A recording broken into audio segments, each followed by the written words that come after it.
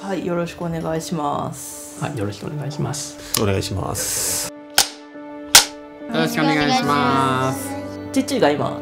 パーキンソンで手があまりうまく操作できないところも結構あるので、お互いもう小さい頃からゲーム好きで、ここにファミリーコンピューターがあって、そうゲームの話になるとすごい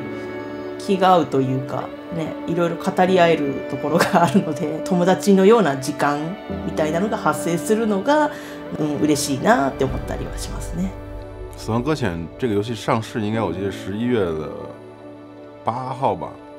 我跟我爱人当时正好就是要临产了，我们孩子要临产了，正好就是他是11月21号出生，然后那个时候就在家陪他的时间就比较多嘛，然后正好这个游戏就是我们俩一起，基本上下一个礼拜孩子就出生，他就去住院了，所以正好是这样的一个衔接。父がゲームしてんのをただなんか横っちょに座って見てるのが好きみたいな。今は逆にその娘の方がダウンロードしてこういうゲームがあるよって言って教えてくれて、小島監督のゲームだよって言って。バイクは難しいな。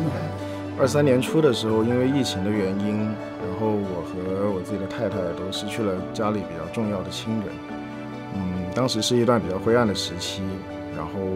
也没有好好的告别，所以是留下了挺多的遗憾。我就决定带我太太一起去冰岛进行一场旅程，因为冰岛也是《死亡搁浅》的取景地嘛，并且我当时也计划向当时还不是我太太的女朋友求婚。After Death Stranding came out, the world went into lockdown and travel restrictions were put in place. So Death Stranding allowed me to safely and vicariously, through its mechanics and its story, do something that I love, that I couldn't do at the time, and that's traveling, hiking, and exploring nature. So when the travel restrictions began to lift, I decided to plan a trip to Iceland, experience the country in a way that I'd not done previously, and the most exciting way that I could think to do that was to have a bus drop me in the middle of nowhere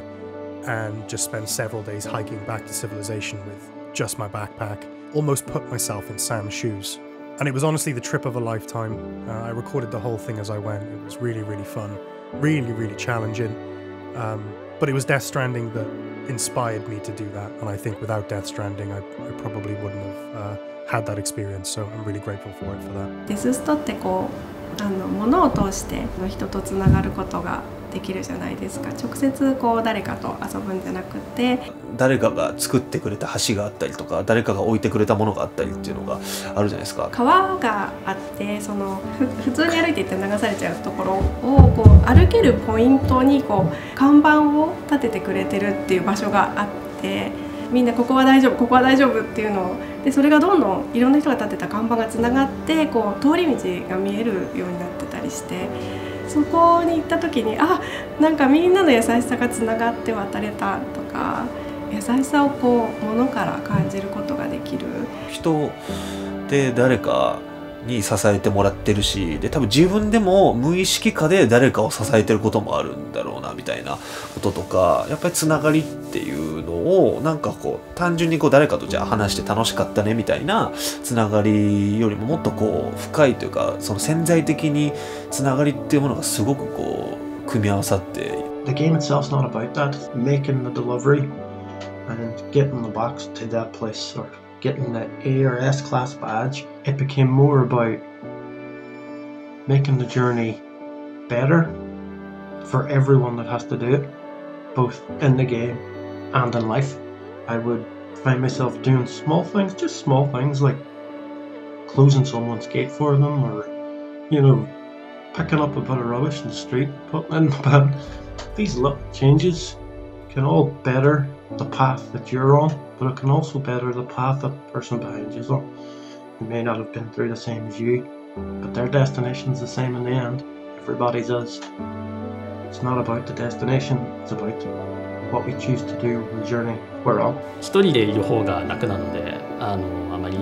話とかあまりしたくなかったので、関係性を大事にするっていう遊んでいて学んだので、もっと友達とか他の人とか他人とかの関係性を強めようかなと思って、最初は絶対に僕がすることではないなって思いました。カナダの方で日本のボランティアとかに参加していろんな人と面白いことを聞いて面白いことを学んだので、喋る量も増えたので、周りの人たちの考え方とかもいろいろと知って、やっぱつながるっていうことは一人でいるよりは断然楽しいですね。父の趣味はちょっと狩猟で、冬とか猟が解禁になると銃携えてイノシシとかシカとかを撃つみたいなことをやってましたね。いた。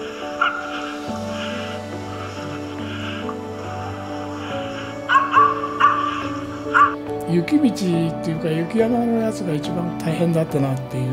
漁の時に雪が降った時は車も行けない、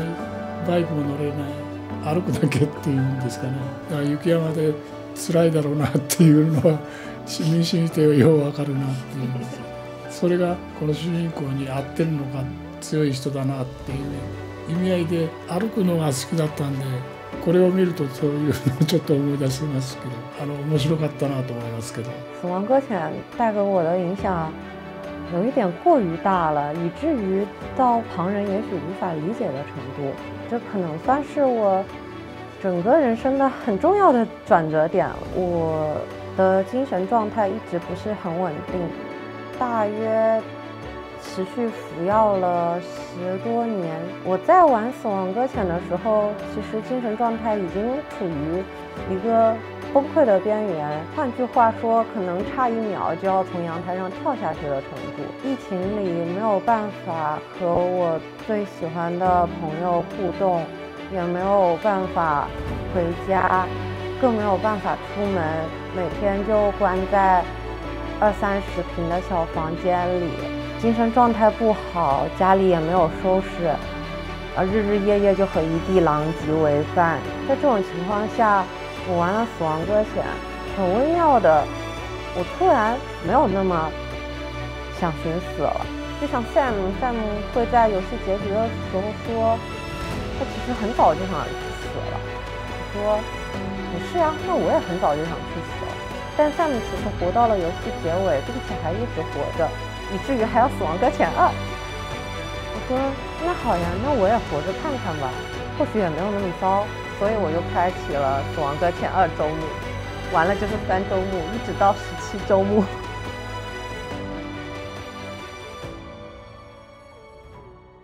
It was at the height of the pandemic, and I was raising a newborn,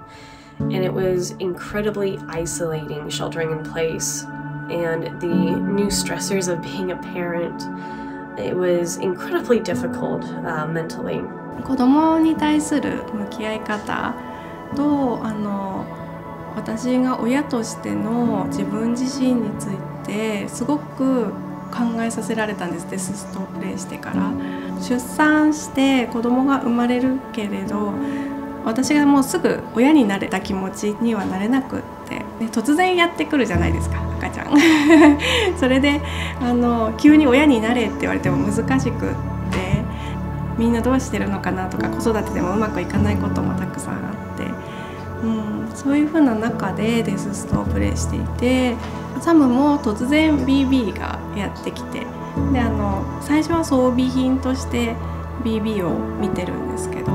次第にこう心を通わせて一緒にこう旅をしながら、大変なところとかでお互いに助け合ったり助けてもらったりして、でこう心を通わせて終盤では名前を付けたりとかするまでこう現実のその子育てっていうのもそれに近いのかなっていうふうに思って、子供が生まれたから親になるんじゃなくって、一緒に過ごして暮らして辛い時とかに癒されてたりとか、子供が困ってる時は助けてあげたりとかっていうのをこういろんなこの生活の中でやり取りがあって、自分も親になっていくんだなっていうのをすごくそのサムと BB の関係を見ながら思ったんですよね。プレイ前から随分こう考え方が変わったっていうかそれが私の中ではすごく大きかったです。Where Sam's running around with Lou, and everybody is so distant from each other because of these fears. it mirrored my own experience, and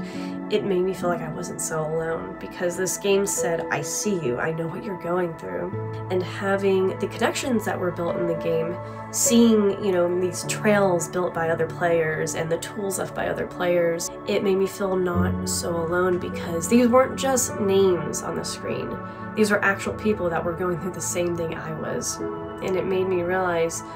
yeah, we're all in this together. We're all going through the same thing. 在服药10多年之后，我的医生终于告诉我，你的情况好一些了，可以减药了。虽然不只是死亡搁浅的功劳，但没有死亡搁浅也就没有这一天。如果没有死亡搁浅，我也不会认识那么多可以线下见面的朋友。没有这些朋友，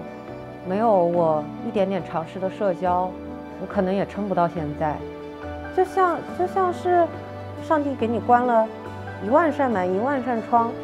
但是死亡搁浅哐就在墙上凿了一个洞，跟你说没事的，我给你开路了，你还能走这边。他搂着 BB 说出名字的时候，繁体中文版的翻译是鹿，就是他最后给 BB 起名字的时候，就是鹿。鹿在中文里面的含义，我觉得是非常广的，就是它有这种脚踏实地，然后有连接，然后有四通八达的这种意象。所以正好玩完这个游戏之后的下一周，孩子就顺利出生了，然后我就给孩子起名也叫鹿。最难忘的这个经历，而且我的家人还有我爱人都很支持这个名字，就他们觉得这名字就是意象是很好的，通向未来的桥梁和过去的连接。爸爸，你喜欢这名字吗？爸爸，喜欢呀，屁股都血是吗？死亡搁浅。爸爸啊，现在已经没了吗？有啊，你长大跟你玩。我现在就想玩死亡搁浅。现在玩不了，你玩不懂那个游戏。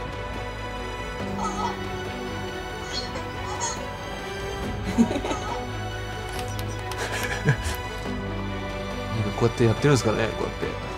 顔横に向けて。またここ通るのがあって、で通ってきてくれたところを一緒についていく感